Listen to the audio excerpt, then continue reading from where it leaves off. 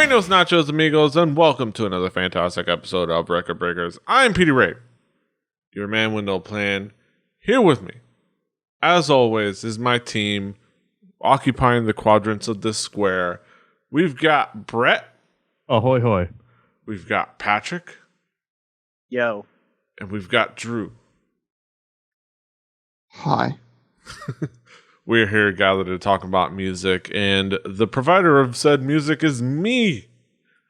I'm having these guys talk about... these guys talk about a prolific and pretty talented producer from the Republic of Korea. A guy who wears a box on his head sometimes, especially in live performances.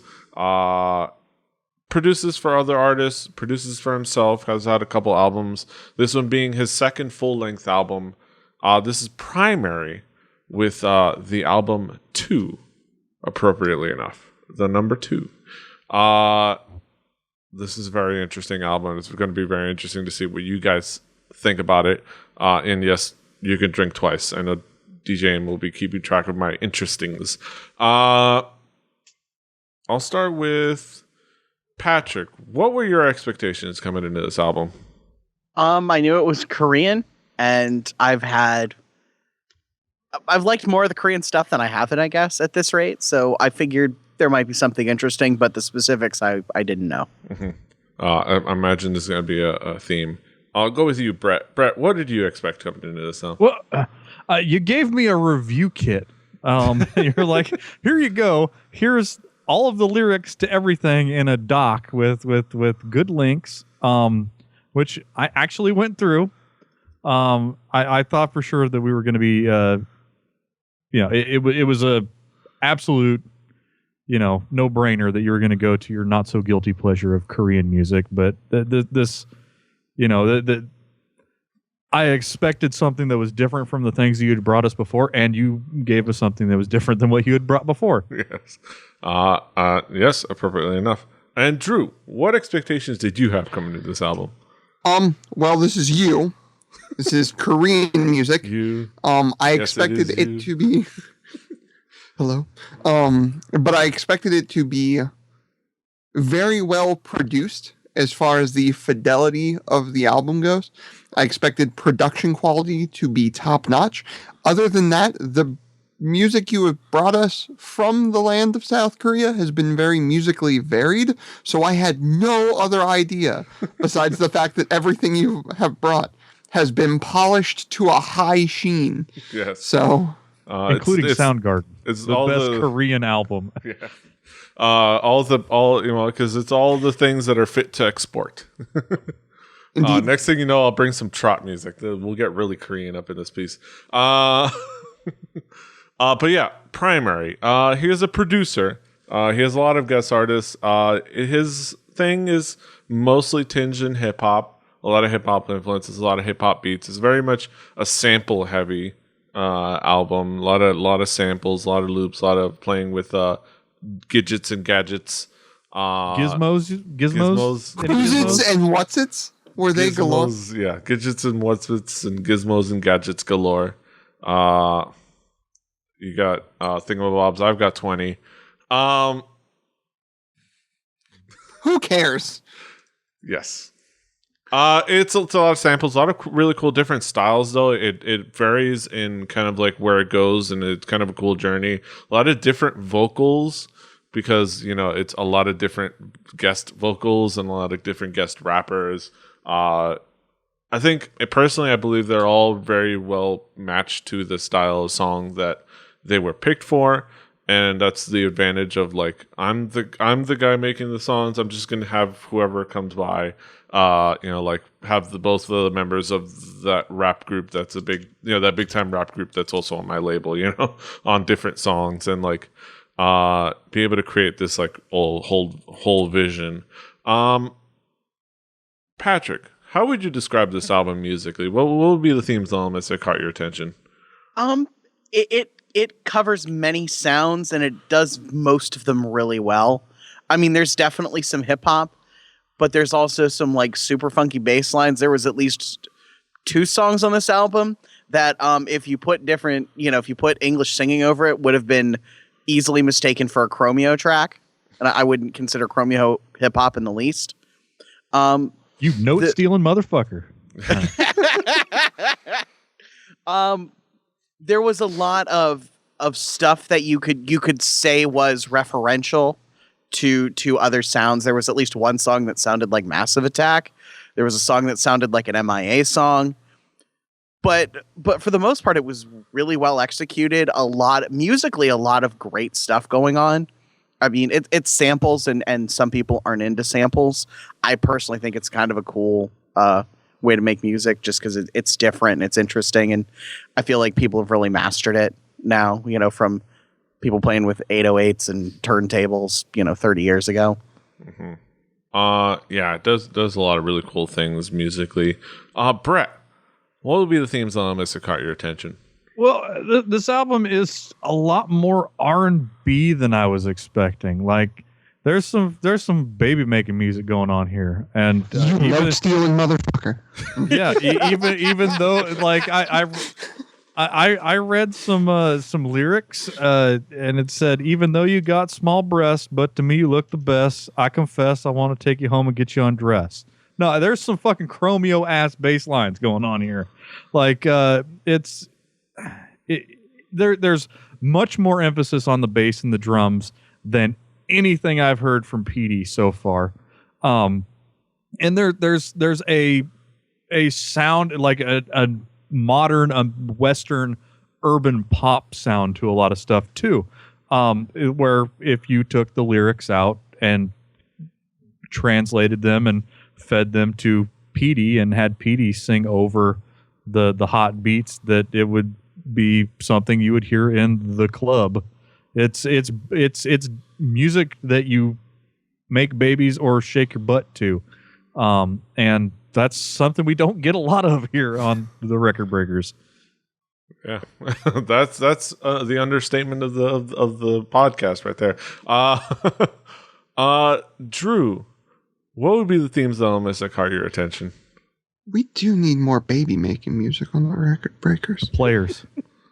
Note to self, bringing in Marvin Gaye at some point.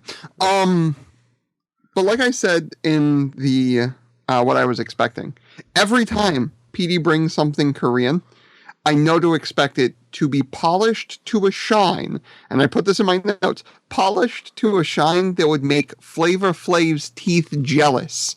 It is so well polished. He's come up way too much in the last half hour. But it's truth. I did my notes before the last half hour, but I believe you. Like the two before me have said, the bass lines in this that were used were awesome. The rhythm section was fantastic. The rhythm. The rhythm, the rhyme. The big band is behind them, yes. Yes. Those trombones. No, but like the bass and the drums used in this was great.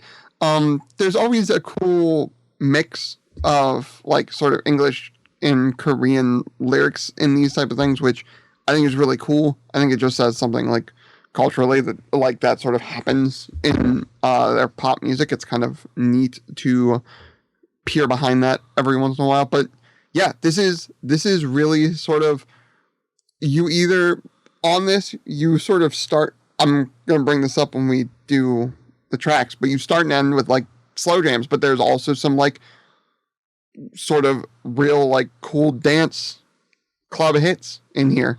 I feel like that it would be something that you could play, but at the same time there was this like funkiness to it that was just really cool. The package, I think, was like, as far as like track listing and stuff like that goes, was really great. I unfortunately did not have the time this week to crack into the review package of lyrics that we were given, which I think just because I didn't have the time to go through a listen with those, so I just didn't. It's fine. If you would have replaced it with your own like lyrics of the genre westernly, you would probably come within like, spitting distance. Yeah. The R&B hip hop thing. Yeah, it's there's not a whole lot of difference. Is there a lot of Usher in this? Is that what I'm? You take that, rewind it back. Yes. Yes. But if this was like if the musical sound was more of what we got stateside on mainstream radio, I think I would end up listening to more R&B hip hop radio because I think it was really good. It was really well done. Yeah, it was just really. I had another point, but I lost it in my mind. So you lost your train of thought. Drew's got the thoughts that make the booty go. Yes.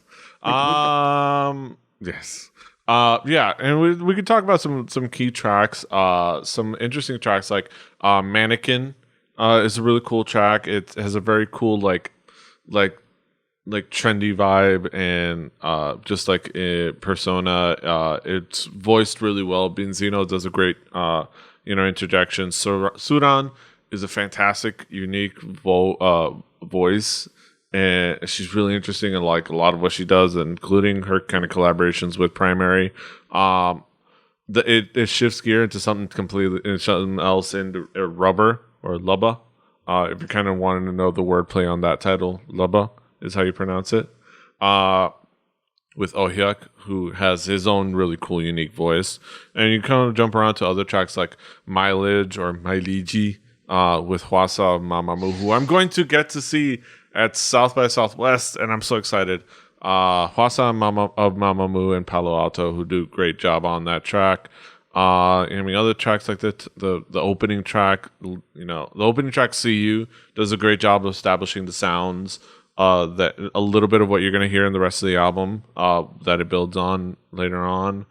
And the other Sudan track, Goldfinger, is also cool and interesting. And like the lyrically, it's fun, kind of if you kind of know the lyrics or just even singing on to the chorus is fun because it's easy to do that. There's a lot of tracks you can go to.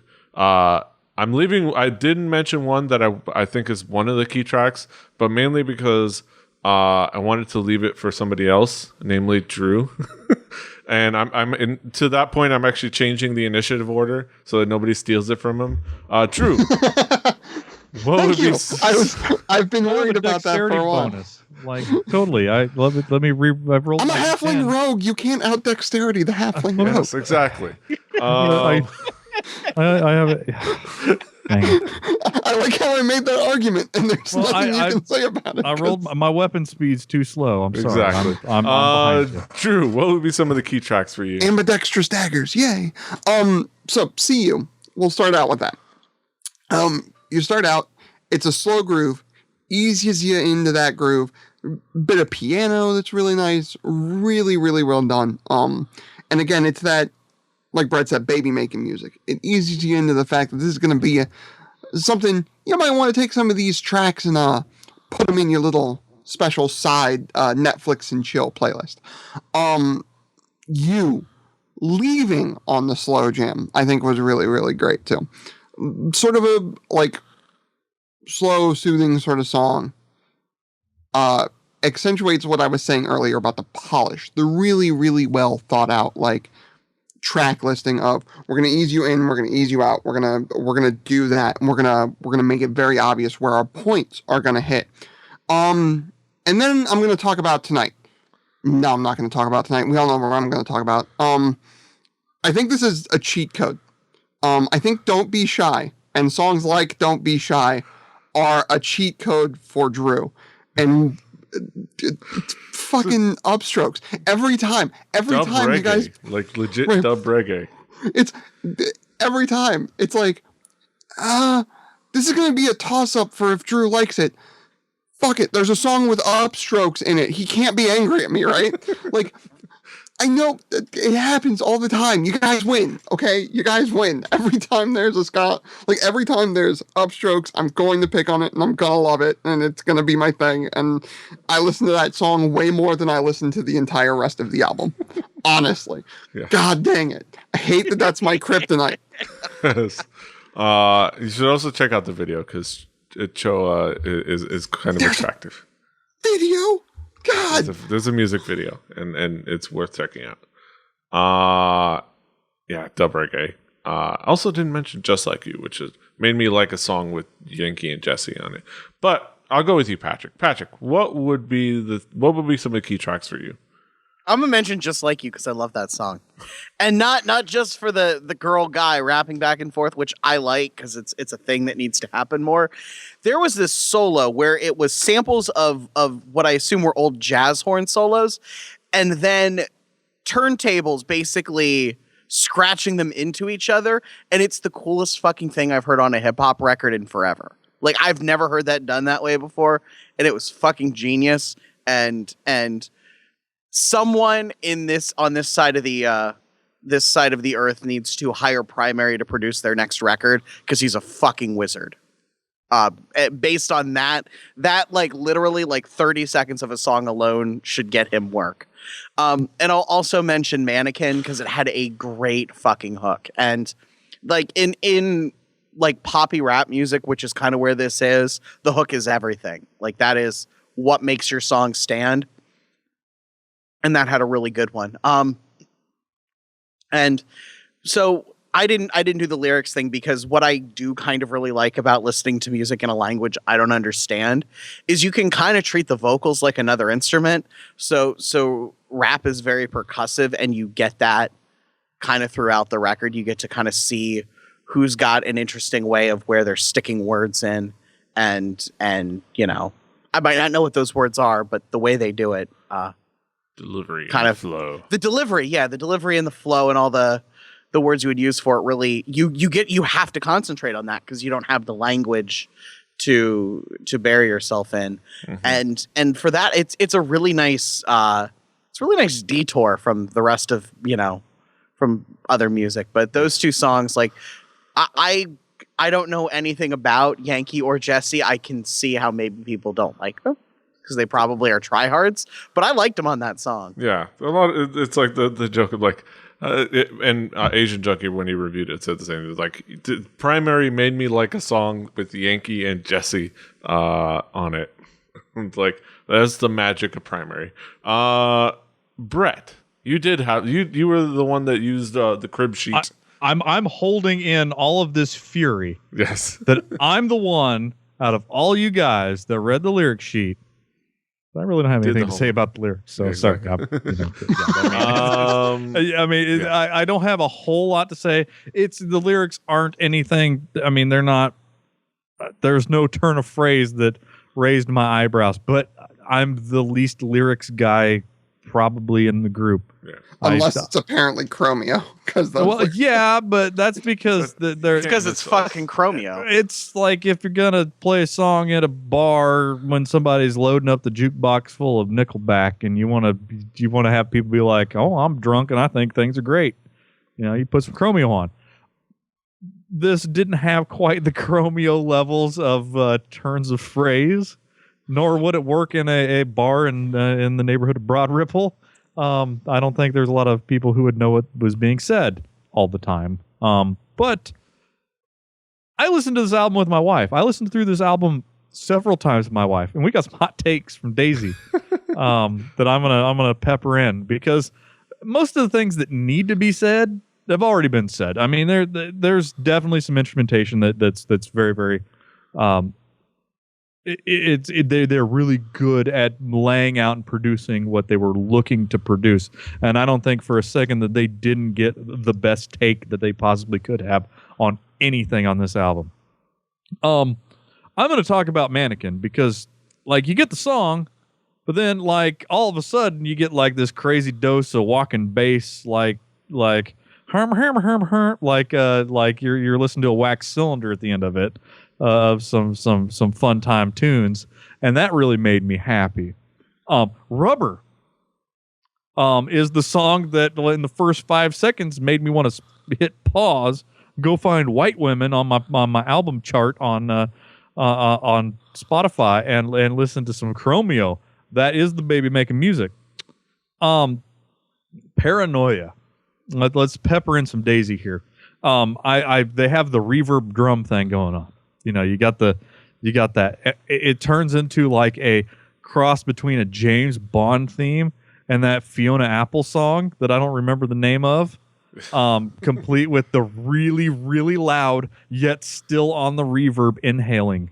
that wasn't horrible, but I couldn't not hear it every time. Like when you have like echo on, it's something that just great. And then we go to the very best thing that like I listened to this album so many times.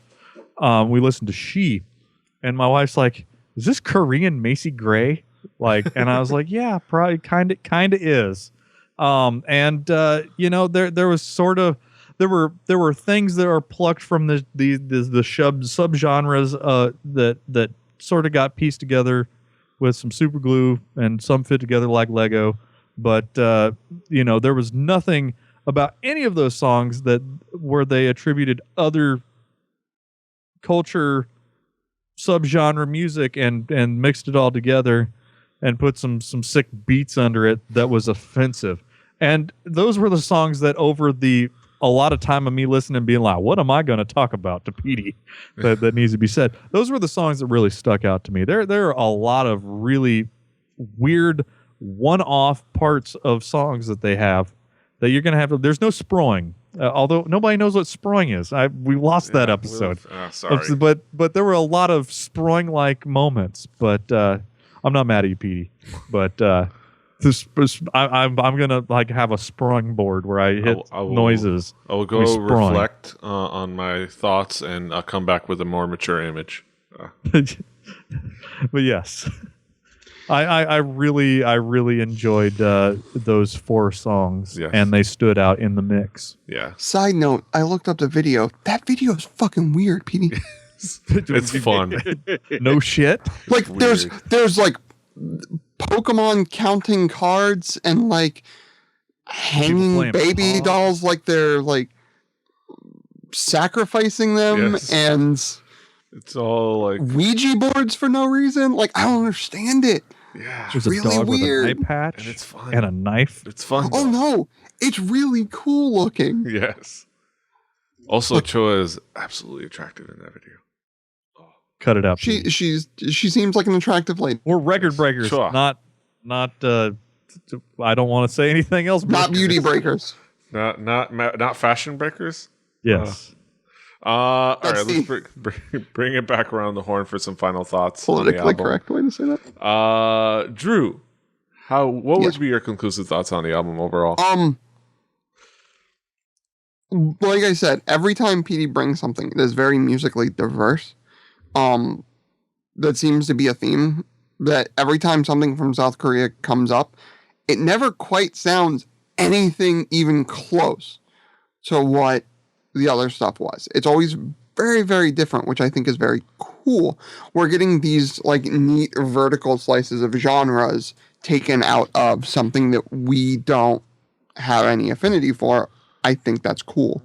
On top of that, it was really well done when you have the producer that is now the guy making the record. He is the guy that's the forefront. You know you're going to get great production quality regardless. And it's coming from South Korea, who gives great production quality every time we go into it. And it's great. This very much at times reminded me of the reasons why I sometimes dabble in the Mark Ronson side of things. It is the producer that makes it, and it's his baby, and it's his album, so he can pick and choose the artists he wants to work with for the exact song he wants them on, and you don't have to worry about like, oh, well, maybe that artist isn't as good for that song, but it's the song that artist wants to do. The artist is now the producer, and he can cherry pick that. And when you have somebody on the outside cherry picking that, it ends up really kind of having this cool sound. So, I mean, it's something that, again, like everything Korea we've listened to so far, I'm happy I listened to it because I would not have heard this otherwise. And it really surprised me with how much fun it was. Mm-hmm. I need to make a baby. Yes. You don't need to, but it'd be fun. Patrick, what would be your conclusive thoughts on the album? Totally solid record. I enjoyed it. Korean music is I think it's probably actually batting above 500 for me in terms of what you've brought that I've enjoyed versus not. This is definitely on the good stuff. there's a lot here, and someone with a bunch of money needs to throw this guy money to do a record. Like someone huge, like Lady Gaga or something, just be like, fuck it, I'm getting this guy to produce my record, because he is really, really good and does some very cool things that I think could do a lot in pop music in general. Pop music sometimes feels really forced, especially American, like horrible pop music, and none of this felt like anything but what it was. It was fun, it was relaxed, it was enjoyable. Brett, what would be your conclusive thoughts? Shooby dooby doo wop, bop bop doo wop. I'm not a big fan of this style of music in any language, so I was left with just the novelty of hearing Korean lyrics. But that doesn't mean that I don't respect the music as it is. It's inoffensive music to me. I'm not offended by it. But if you're into this style of music, and if you find something in this album that like, if you just pick and choose, like play the hits off this hot record, if you find something you like, you might find a little bit more, but there's some variety. Again, it isn't offensive. It's not my thing. This is the most subjective part of the show, where we've talked about what the merits of the album is. I'm just telling you my feelings. But if you are into this is better than a lot of domestic versions of this style of music that you can get.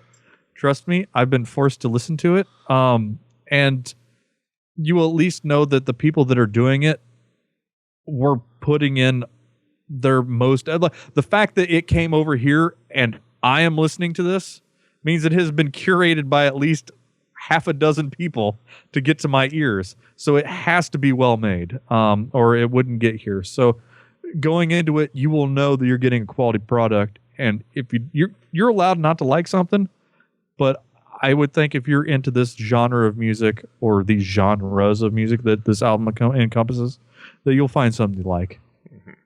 Yes, I think it has a lot of really cool things that it does. Like Drew said, the ability for the producer to pick and choose the artists that fit, to each song. Like Hwasa fits perfectly with that style of song because of the vocals that she produced, makes.